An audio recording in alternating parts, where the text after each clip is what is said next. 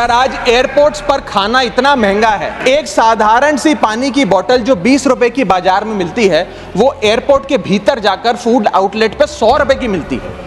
आज यात्री जो इंतजार कर रहे हैं अपनी फ्लाइट का, वो पानी पीकर पेट भर रहा है कि कहीं 250 रुपए की चाय और 350 रुपए का समोसा ना खरीदना पड़ जाए।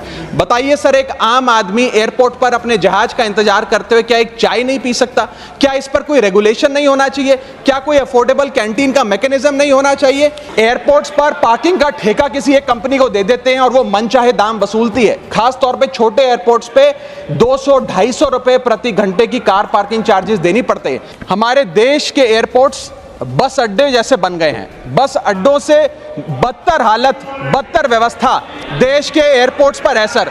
एक मुसाफिर सही समय पर फ्लाइट नहीं पकड़ पा रहा क्योंकि वो बेचारा चेक इन और सिक्योरिटी लाइन में ही फंसा रहता है। इतने ओवर क्राउडेड एयरपोर्ट्स आज हमारे देश के बन चुके हैं। 1 केजी अगर एक्सेस बैगेज हो जाए तो फ्लाइट आपसे हजारों रुपए का किराया वसूलती है, लेकिन कई घंटों के डिले के लिए क्या फ्लाइट हमें कॉम्पनसेट करती है? मैं आज माननीय मंत्री जी को कहना चाहूंगा कि कुछ ऐसा मैकेनिज्म बनाए कि हर घंटे के फ्लाइट के डिले के लिए एयरलाइन आम यात्री को कॉम्पनसेट करे, उसकी जेब में पैसा डाले। सर, सरकार ने कहा कि मालदीव्स मत जाओ, लक्षद्वीप जाओ छुट्टी मनाने। मैं आपको आज का रेट बता रहा हूं सर। अगर आज मुझे दिल्ली से मालदीव जाना हो तो 17,000 रुपए की फ्लाइट है, लेकिन दिल्ली से लक्षद्वीप जाना हो तो 25,000 रुपए की फ्लाइट है सर।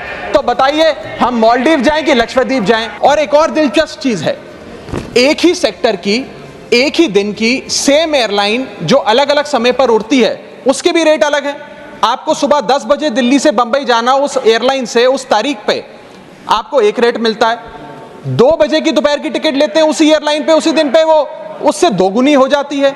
न जाने क्या लॉजिक है सर। हमें इस देश में एयर यात्रा को लग्जरी ट्रैवल नहीं बताना सर, आम ट्रैवल बनाना है, जैसे कि ट्रेन का है। कहीं है लंबी लाइनें, कहीं चेक इन से पहले काउंटर बंद, कहीं स्लो चल रहा है सर्वर, कहीं इंटरनेट है मंद। महंगी टिकट के बाद भी यात्रा की कोई गारंटी नहीं। आपका सामान चाहे टूटे चाहे फूटे, कोई वारंटी नहीं। जो हाल है बस अड्डों का, वही तस्वीर आती है एयरपोर्ट से।